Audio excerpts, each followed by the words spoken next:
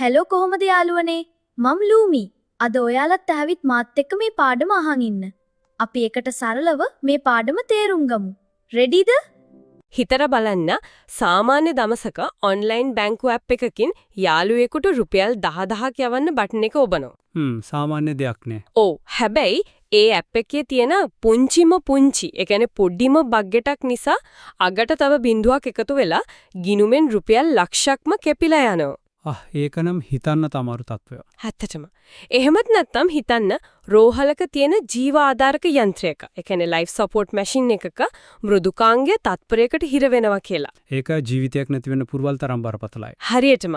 ඉතින් අන්න ඒ වගේ ව්‍යසනයන් කිසිම දවසක නොවන බවට සහතික වෙන්න මෘදුකාංග ඉංජිනේරුවන් කොයිතරම් දුරකට යනවා ඇද්ද? ඒක ගොඩක් අය දකින්නේ නැති ලොකු මෙහෙයුමක්. අද මේ ගැඹුරු විමර්ශනයෙන් අපි කතා කරන්න බලාපොරොත්තු වෙන්නේ අන්නේ අතිශය දැඩි සමහර වෙට නිකම් ටිකක් උන්මාදයක් වගේ පෙන්වන මෘදුකාංග පරීක්ෂණ ලෝකය ගැනයි. ඇත්තටම මේක හරිම සිත් ගන්නාසුළු මාතෘකාවක්.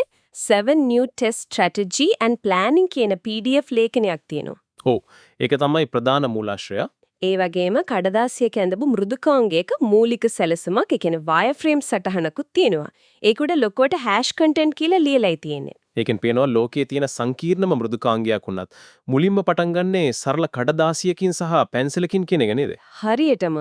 ඉතින් අපේ අද මෙහිම තමයි අර කඩදාසිය ඇඳපු රේඛාවල ඉඳලා අපි එදිනෙදා පාවිච්චි කරන මෘදුකාංග කිසිම දෝෂයක් නැතුව ක්‍රියාත්මක වීම දක්වා යන ගමනේ තියෙන සංකීර්ණ සැලසුම් කරන විග්‍රහ කරන එක.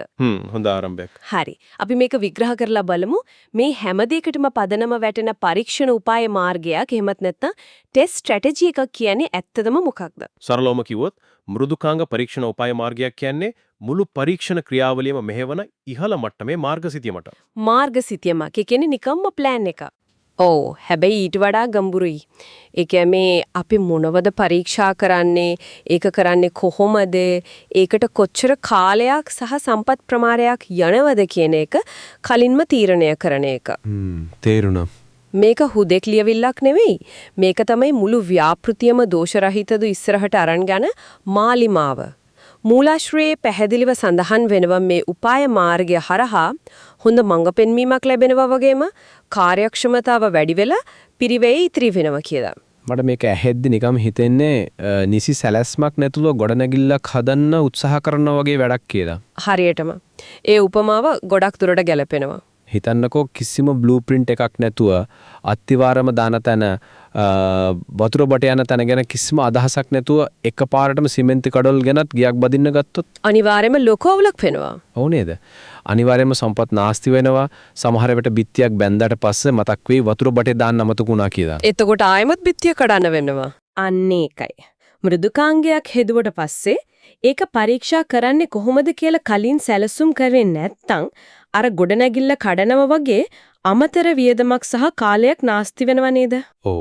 හැබැයි මෘදුකාංග සම්බන්ධයෙන් ගත්තොත් ඒක ඊටත් වඩා දරුණුයි. ඒ කියන්නේ ගොඩනැගිල්ලක් හදද්දී ගඩොල් සිමෙන්ති වල හැඩේ වෙනස් වෙන්නේ නැහනේ. හැබැයි මෘදුකාංගයක් හදනකොට ඒකේ අවශ්‍යතා තාක්ෂණයන් දවසින් දවස වෙනස් වෙන්න පුරුවන්. ඒක ඇත්ත. තාක්ෂණයේ වේගයෙන් වෙනස් වෙනවා. මෙහි ඇති වඩාත් සිත්කරනා කරුණ නම් මේ පරීක්ෂණ සැලසුම් කරන්නේ කියන එක මෘදුකාංගය හදලා ඉවර වුණාට පස්සේ කරන දෙයක් නෙවෙයි. එහෙමද? මම හිතුවේ කෝඩින් කරලා ඉවර වෙලා තමයි ටෙස්ට් කරන්නේ කියලා. ගොඩක් අය එහෙමයි හිතන්නේ. හැබැයි ඒක මෘදුකාංග සංවර්ධන ජීවන චක්‍රයට, ඒ කියන්නේ software development life cycle එකට මුල ඉඳලම ඒකාබද්ධ වෙලා තියෙන දෙයක්. ඒ කියන්නේ මුල්ම දවසේ ඉඳන්ම. ඔව්. කේතකරණේ පටන් ගන්නත් කලින් ඉඳලම පරීක්ෂකයෝ සැලසුම් හදනවා. ඒකට හේතුව තමයි සැලසුම් අවධියේදී හොයාගන්න දෝෂයක් නිවැරදි කරන්න යන වියදමට වඩා දහස් ගුණයක් වියදම් වෙනවා ඒ දෝෂය පාරිභෝගිකයා අතට ගියාට පස්සේ නිවැරදි කරන්න ගියොත්. වව්. දහස් ගුණයක්. ඔව්. ඒ නිසා මේ උපාය මාර්ගය කියන්නේ මූල්‍යමය වශයෙන් ගත්තත් දෙවෙන්ත ආරක්ෂිත දැලක්. එහෙම බලනකොට මේ උපාය මාර්ගය කියන්නේ නිකම්ම න්‍යායාත්මක දෙයක් නෙවෙයි, ව්‍යාපාරයක් කඩාගෙන වැටෙන්න එක නවතන ප්‍රායෝගික පලිහක් නේද? අනිවාර්යෙන්ම. එහෙනම් මේ සැලැස්ම නිර්මාණය කරන ක්‍රියාවලිය. එහෙමත් නැත්නම් අර අපි කියපු බ්ලූප්‍රින්ට් එක හදන්නේ කොහොමද කියලා අපි බලමු. ඔව්. ඒක පියවර කිහිපයකින් වෙනවා. මූලාශ්‍රයට අනුව නම් පරීක්ෂණ විෂයපතේ නිර්වචනය කිරීම සහ ප්‍රවේශයේ තීරණය කිරීම මෙහිදී සිද්ධ වෙනවා. ඒ වගේම අවශ්‍යතා රැස් කිරීම, අරමුණු හඳුනා ගැනීම වගේ දේවල් තියෙනවා. නිවැරදි. ඒ දේවල් තමයි මූලිකම පදනම. ගත කිරීම කියන්නේ prioritizing testing activities කියලා වෙනම පියවරක්. ඔව් ඒක හරිම වැදගත් පියවරක්. මට තේරෙන්නේ නැත්තේ ඇයි අපි දේවල් ප්‍රමුඛතාගත කරන්නේ? විශේෂයෙන්ම අද කාලේ කෘත්‍රිම බුද්ධිය කියන්නේ AI වගේ දේවල් තියෙනකොට ඇයි අපිට බැරි මුළු සිස්ටම් එකේම තියෙන හැම අස්සක් මුල්ලක්ම 100%ක්ම පරීක්ෂා කරලා දාන්න? ඇයි වැදගත් දේවල් විතරක් තෝරගන්නේ? මෙහෙමයි. 100% පරීක්ෂා කරනවා කියන එක ගොඩක් අයට හිතෙන ලස්සන අදහසක් වුණාට මෘදුකාංග ඉංජිනේරු විද්‍යාවේදී ඒක ගණිතමය වශයෙන් කළ නොහැකි දෙයක්. කල නොහැකි දෙයක්. ඒ මොකද? අපි හිතමු සාමාන්‍ය වෙබ් පිටුවක පෝරමයක් තියෙනවා කියලා. ඒකේ නම, වයස, ඊමේල් ලිපිණිය ඇතුළත් කරන්න තැන් 3ක් තියෙනවා. හරි. කෙනෙකුට නම ඉංග්‍රීසි අකුරෙන් ගහන්න පුළුවන්, තව කෙනෙකුට ඉලක්කම් ගහන්න පුළුවන්, තව කෙනෙක් හිස්ව තියන්න පුළුවන්. ඔව් මිනිස්සු එක එක විදිහටනේ පාවිච්චි කරන්නේ. අන්න ඒකයි. මේ සරල අවස්ථා 3ට එන්න පුළුවන් සංයෝජනයන් ගණන මිලියන ගණනක්. මේකට අපි කියනවා combinatorial explosion. එහෙමත් නැත්නම් සංයෝජන පිපිරීමක් කියලා. මිලියන ගණනක් අර පොඩි ෆෝම් එකට. ඔව්. ඉතින් අතිශය දැවැන්ත මෘදුකාංගයක මේ වගේ දේවල් අනන්තවත් තියෙනවා.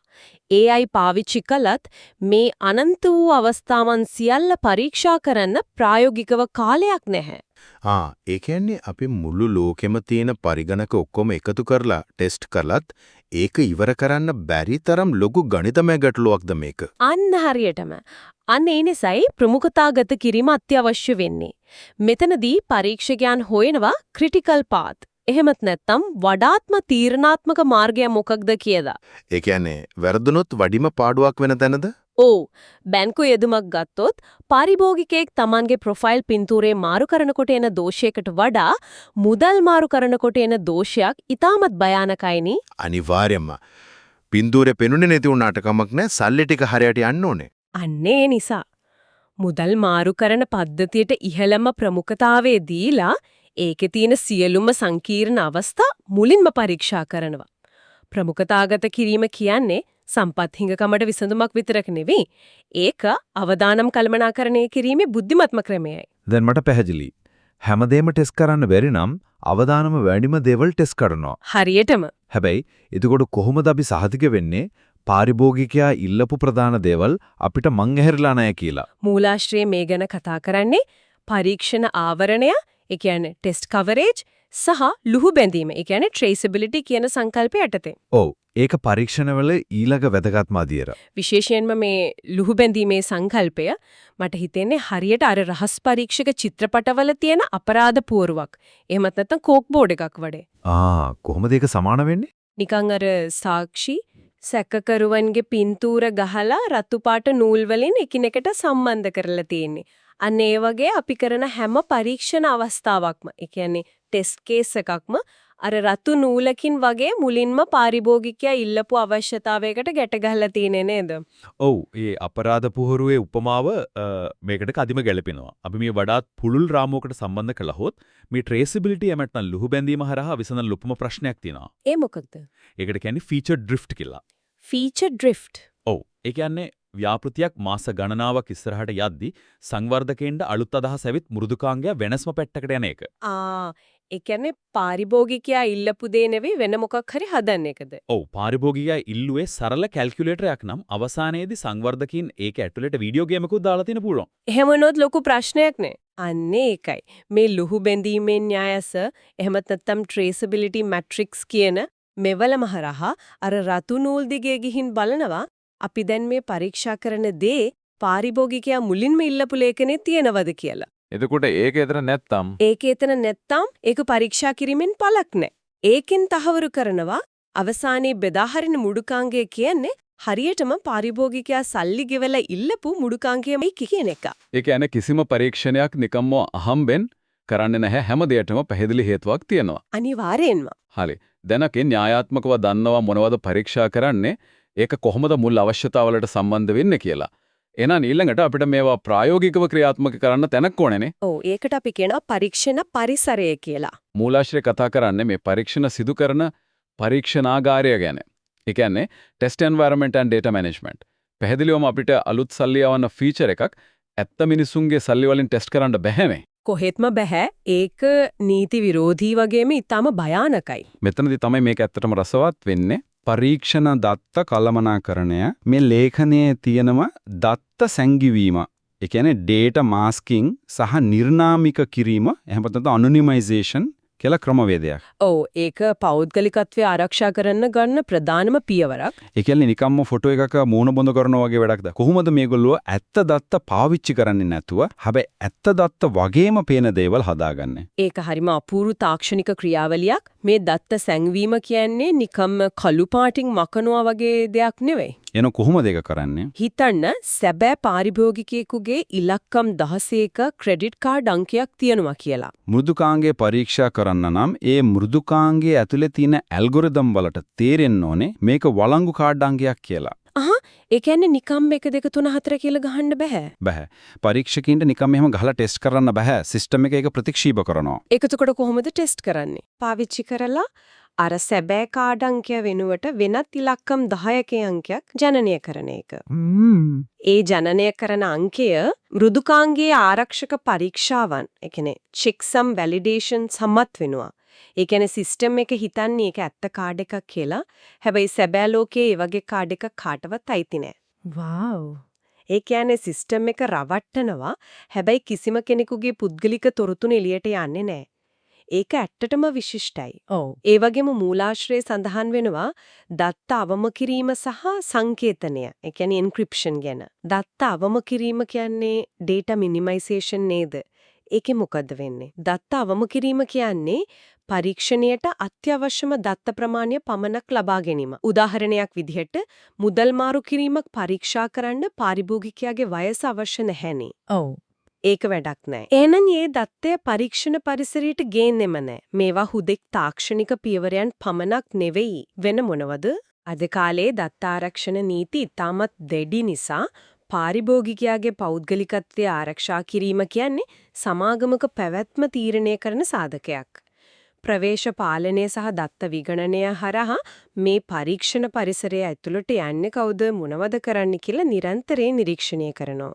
ඒ කියන්නේ මේ පරීක්ෂණ පරිසරය කියන්නේ නිකම්ම මේසයක් උඩ තියෙන පරිගණකයක් නෙවෙයි. ඒක බැංකුවක සේප්පුවක් වගේ ඉහළම ආරක්ෂාවක් තියෙන දෙඩි පාලනයකට යටත් වුණු වෙනමම කලාපයක්. අන්න හරියටම ඒක වෙනමම ලෝකයක්. ඉතින් මේ වගේ සංකීර්ණ පරිසරයක් ගොඩනගන්න, ඒක නඩත්තු කරන්න, ඒක ඇතුලේ පරීක්ෂණ කරන්න කොච්චර සම්පත් ප්‍රමාණයක්, ඒ වගේම කොච්චර කාලයක් යනවද? අපි ඊළඟට කතා කරන්නේ සම්පත් වෙන් කිරීම සහ කාලසටහන් කරණය ගැන. ඔව්, resource allocation සහ scheduling. මානව සම්පත්, මෙවලම් සහ යටිතල පහසුකම් ඵලදායී විදිහට වෙන් කරන්න ඕනි කියලා ලේඛනයේ කියනවා. හැබැයි මට මෙතනදිත් ප්‍රශ්නයක් එනවා. අහන්න. මේකේ තියෙනවා බෆර් මැනේජ්මන්ට් කියලා වචනයක්. ඒ කියන්නේ කාලසටහන හදද්දි වැඩ ඉවර කරන්න අමතර කාලයක් තියාගන්නවා කියන එකනේ. ඔව්, ඒක සාමාන්‍ය දෙයක්. මට තේරෙන්නේ නැත්තේ වෘත්තීය මට්ටමේ ක්‍රියාදාමයක් ඇයි මේ විදිහට අමතර කාලයක් තියාගන්නේ? ඒ කියන්නේ Tamanට નિયમિત වෙලාවට මේ වැඩේ ඉවර කරන්න බැරි වෙනවා කියලා කණ්ඩායම කලින්ව බාර ගන්නා වගේ දෙයක් නේද ඒක? ඒක ටිකක් ඍණාත්මක ප්‍රවේශයක් නෙවෙයිද? එහෙම හිතන එක සාධාරණයි. හැබැයි මෘදුකංග නිර්මාණය කියන්නේ කර්මාන්ත ශාලාවක සබන් කැට හදනවා වගේ රේකීය හැමදාම එකම විදිහට සිද්ධ වෙන ක්‍රියාවලියක් නෙමෙයි. ඒක ඊට වඩා ගොඩක් සංකීර්ණයි. ඒ කියන්නේ නොහිතන දේවල් වෙන්න පුරුවන්. අනිවාර්යෙන්ම මෘදුකාංගයක් හදද්දී අපි වෙනත් සමාගම්වල පද්ධති එක්ක සම්බන්ධ වෙන්න ඕනේ. ඒවට කියන්නේ third party integrations කියලා. උදාහරණයක් කිව්වොත් හිතන්න අපි හදන ඇප් එකට ගෙවීම් ලබා ගන්න වෙනත් බැංකුවක පද්ධතියක් සම්බන්ධ කරනවා කියලා. අපේ කංගායම නියමිත වෙලාවට වැඩේ කළත් අදාළ බැංකුවේ පද්ධතිය දවස් දෙකකට අක්‍රිය වුණොත් මොකද වෙන්නේ? අපේ වැඩෙත් එතනම නතර වෙනවා. හරියටම මුළු ව්‍යාපෘතියම එතනම හිර වෙනවා.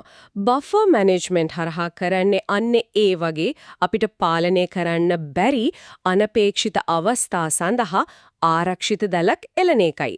ඒක අසමත් වීමක් භාර ගැනීමක් නෙවෙයි. එහෙනම් ඒක අතිශයින්ම යථාර්ථවාදී සහ බුද්ධිමත් ව්‍යාපෘති කළමනාකරණයක්. ඒ කියන්නේ පාරේ ට්‍රැෆික් තියෙන්න පුළුවන් කියලා හිතලා වැදගත් සම්මුඛ පරීක්ෂණයකට විනාඩි 15ක් කලින් ගෙදරින් පිට වෙනවා වගේ වැඩක්. ඔව්, හරියටම ඒක තමයි. ඒක පරාජයක් නෙවෙයි. ඒක හොඳ සූදානමක්. අනිවාර්යයෙන්ම ඒ වගේම තමයි මේ ලේඛනයේ කතා කරන අවදානම් මත පදනම් වූ පරීක්ෂාව. ඒවත් නැත්තම් risk based testing කියන සංකල්පය. ඒක අතර කලින් කිව්ව ප්‍රමුඛතාගත කිරීම වගේමද? ගොඩක් දුරට. මොකද ගොඩක් වෙලාවට ව්‍යාපෘතියක් අවසාන වෙද්දී කාලය සහ සම්පත් සීමිත වෙනවා. එතකොට ආර අපි කලින් කතා කළා වගේ පද්ධතියේ වැඩිම අවදානමක් තියෙන තැන්, ඒ කියන්නේ බිඳ වැටුනොත් ලොකුම හානියක් වෙන තැන් හඳුනාගෙන ඒවට මුළු ශක්තියම යොදවනවා. ඒක සාධාරණයි. මේකෙදී අවදානම් හඳුනා ගැනීම විතරක් නෙවෙයි, ඒ අවදානම් කොහොමද අවම කරන්නේ කියන උපාය මාර්ග, ඒ කියන්නේ mitigation strategies පවා කලින්ම සැලසුම් කරලා තියෙන්නේ. හරි. දැන් අපි ඊටමත් ආරක්ෂිත පරීක්ෂණාගාරයක දත්ත සැංගවිම් පාවිච්චි කරලා බෆර් තියාගෙන කාලය කළමනාකරණය කරලා අවදානම් වෙඩිම තැන් හොයාගෙන පරීක්ෂණ ටික සිදු කළා කියමුකෝ. ඊළඟට මොකද වෙන්නේ? අන්න ඒකයි. ලේඛනයේ අවසන් කොටසින් කතා කරන්නේ මේ දේවල් අධීක්ෂණය කිරීම, වාර්තාකරණය සහ අඛණ්ඩ ප්‍රතිපෝෂණය ගැන. ඒ කියන්නේ monitoring, reporting සහ continuous feedback. පරීක්ෂණ ප්‍රගතිය අධීක්ෂණය කරනවා, ප්‍රතිඵල ඇගීමට ලක් කරනවා, ඒ වගේම අර්ථවත් වාර්තා ජනනය කරනවා කියලා තියෙනවා. ඉතින් මේ හැම දෙයකම තේරුම මොකක්ද? කොහොමද එහෙම අහන්නේ? මම අදහස් කළේ පරීක්ෂණ කළා මෘදුකංගය වල කරනවා නම් මෙච්චරයිනේ. මොකටද මේ විශාල වාර්තා හදන්නේ? සාමාන්‍ය පරිශීලකයෙකුට මේවෙන් තියෙන ප්‍රයෝජනය මොකක්ද? මේන් වැදගත් ප්‍රශ්නයක් මතුවෙනවා. අපි හිතන්න නරකයි මෘදුකාංගයක් පරීක්ෂා කිරීම කියන්නේ එකපාරක් කරලා මෘදුකාංගය නිකුත් කළාට පස්සේ අතපියදා ගන්න පුරුවන් දෙයක් කියලා. එහෙම නෙවෙයිද? ඇප් එක රිලීස් කළාම වැඩේ ඉවරයිනේ. කොහෙත්ම නැහැ. ඒක අකණ්ඩව සිදුවන චක්‍රයක්. අර ජනනය කරන වාර්තා කියන්නේ නිකම් රාක් එක අට්ටි ගහලා තියන්න හදන කොළ කෑලි ටිකක් නෙවෙයි. එහෙම නැහැ. ඒ වාර්තාවලින් මොකද කරන්නේ? ඒ වාර්තා ඇතුලේ තියෙනවා මෘදුකාංගය ඇත්තටම හැසිරෙන විදිහ, දුර්වලතා මතුවෙන්න පුළුවන් තැන් ගන්න නිශ්චිත දත්ත. මෙතනදී තමයි අඛණ්ඩ ප්‍රතිපෝෂණ සහ අනුවර්තනය කියන සංකල්පයේ කරලියට එන්නේ. ඒ කියන්නේ තවදුරටත් ඒක දියුණු කරන එකද? හිතන්නේ යම්කිසි පරීක්ෂණයක් සාර්ථක වුණා, හැබැයි එකින් පෙනුණා යම් තැනක දත්ත සැකසීම ටිකක් ප්‍රමාදයි කියලා. ඊළඟ යාවත් කාලින කිරීමේදී, ඒ කියන්නේ අප්ඩේට් එකේදී සංවර්ධකයන්ට පුළුවන් ඒ වාර්තා බලලා අර ප්‍රමාදය හදන්න. තේරුණා. ඒ හරහා අඛණ්ඩ ගුණාත්මක වර්ධනයක් සහතික වෙලවා සාමාන්‍ය පරිශීලනයකෙකුට මේක කොච්චර වැදගත්ද කිව්වොත් ඇප් එකකට අලුත් අප්ඩේට් එකක් එන හැම වෙලාවකම ඒ ඇප් එක කලින් එකකට වඩා වේගවත් වෙන්නේ, ආරක්ෂිත වෙන්නේ මේ කියන වාර්තා සහ අඛණ්ඩ ප්‍රතිපෝෂණ ක්‍රියාවලිය නිසායි. ඊගෙන අපි දකින හැම අප්ඩේට් එකක් පිටිපස්සෙම තියෙන්නේ මේ වගේ දීර්ඝ අධීක්ෂණ ක්‍රියාවලියක ප්‍රතිඵලයක්. හරියටම. ඇත්තටම මේක පුදුම සහගතයි. අපි අද කතා කරපු දේවල් දිහා ආපහු හැරිලා බැලුවොත් මුලින්ම කඩදාසියක අඳින්න මූලික සැලසුමේ ඉඳලා, කියන්නේ බ්ලූප්‍රින්ට් එකේ ඉඳලා පාරිභෝගික අවශ්‍යතා හරියටම ඉටුවනවද කියලා බලන අපරාධපූර්වක වගේ තියෙන ලුහු බැඳීමේ ක්‍රියාවලිය ගැන කතා කළා. ඒක තමයි ආරම්භය. ඉන්පසුව ඊටමත් සංවේදී දත්ත ආරක්ෂා කරන දත්ත සැඟවීමේ ඇල්ගොරිතම්, අනපේක්ෂිත ගැටලු වලට මුහුණ දෙන බෆර් කළමනාකරණය සහ අවසානයේදී මේ දේවල් අඛණ්ඩව වර්ධනය කරන ප්‍රතිපෝෂණ චක්‍රය දක්වා සම්පූර්ණ ගමනක් අපි විග්‍රහ කළා. ඇත්තටම ඒක ලොකු ගමනක්. අපිට මේකෙන් ගන්න පුළුවන් ලොකුම පණිවිඩය තමයි අපි ස්මාර්ට් ජංගම දුරකථනය අරගෙන මොකක් හරි ඇප් එකක් විවෘත කරලා ඒකේ බොත්තමක් ඔබනකොට ඒක කිසිම දෝෂයක් නැතුව තත්පරයෙන් පංගුවකින් ක්‍රියාත්මක වෙන්නේ නිකම්ම අහම්බෙන් නෙවෙයි. කොහෙත්ම අහම්බයක් නෙවෙයි. ඒ පිටුපස මාස ගණනාවක, සමහර විට අවුරුදු ගණනාවක දැවැන්ත සහ ඊටමත් සංකීර්ණ උපාය මාර්ගික ක්‍රියාවලියක් තියෙනවා. ඒ වගේම අපේ පුද්ගලික දත්ත, අපේ මුදල් මේ හැම දෙයක්ම ආරක්ෂා වෙන්නේ මේ නොපෙනෙන පරීක්ෂණ ජාලය නිසායි නේද? ඒ කියමනට එකඟ නොවී බෑ. මේ මුළු ක්‍රියාවලියම හරියට විශාල නාට්‍යයක වේදිකාව පිටුපස්සේ සිදුන මෙහෙයුමක් වටේ. වේදිකාවක් පිටුපස. ප්‍රේක්ෂකාගාරයේ ඉන්න අයට පේන්නේ ලස්සනට රඟ දක්වන නාට්‍යයක් විතරයිනේ. හැබැයි ඒ නාට්‍ය එහෙම සුමුටව යන්න නම් වේදිකාව පිටිපස්සේ විදුලි පහන් හසුරුවන, තිරාදින, ශබ්ද පාලනය කරන විශාල පිරිසක් නොපෙනී ඉන්න ඕනේ. ඒ උපමාව ගොඩක් ලස්සනයි. මෘදුකාංග පරීක්ෂණ උපාය මාර්ගය තන්නේ වගේ. අපි කවුරුත් දකින්නේ නැති, නමුත් අපේ ඩිජිටල් ජීවිතේ කඩාගෙන වැටෙන නොදී අල්ලගෙන ඉන්න අතිශයින්ම තීරණාත්මක කාර්යභාරයක් ඉටු කරනවා. ඒක නියම උපමාවක්. ඉතින් අපි මේ ගැඹුරු විමර්ශනය අවසන් කරන්න කලින් එක ගැඹුරු කාරණාවක් ගැන හිතන්න මං කැමතියි. මොකද්ද? අපි මේ මුළු කතාබහ පුරාවටම කතා කළේ මෘදුකාංග පරීක්ෂණ උපාය මාර්ගයක් කොතරම් නිවැරදිව, කොතරම් ගණිතමය වශයෙන් පරිපූර්ණව සැලසුම් කරනවද කියන එක.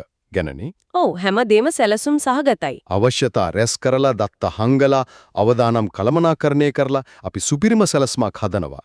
හැබැයි මේ හැම සැලසුමක්ම හැම පරීක්ෂණ අවස්ථාවක්ම පදනම් වෙලා තියෙන එක මූලික උපකල්පනයක් මතයි. මොකක්ද උපකල්පනය? එහි තමයි මිනිසුන් මේ මෘදුකාංගය මෙන්න මේ විදිහට පාවිච්චි කරයි කියලා කලින් අනුමාන කිරීම. ඒ ටෙස්ට් කේස් සේරම හැදෙන්නේ ඒ අනුමාන කිරීම උඩනේ. ඇත්ත.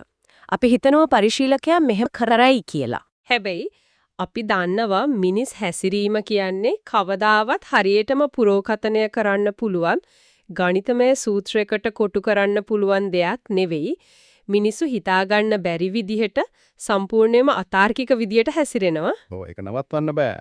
ඉතින් මිනිස් හැසිරීම කියන්නේ ඒ තරම්ම අලංකාරවත් ලෙස අනපේක්ෂිත දෙයක් නම් කිසියම් හෝ මෘදුකාංග පරීක්ෂණ උපාය මාර්ගය කවදා හරි 100% සම්පූර්ණයි කියලා කාට හරි කියන්න පුළුවන්ද?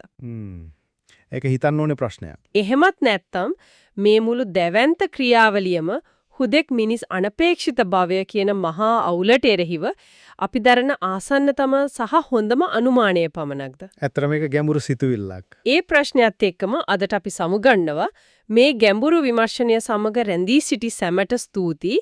යෙදුම්වල තිරේ පිටුපස ඇති ඒ දැවැන්ත මෙහියුම ගැන දැන් සැමට අලුත් දැක්මක් ලැබී ඇතයි අපි විශ්වාස කරනවා.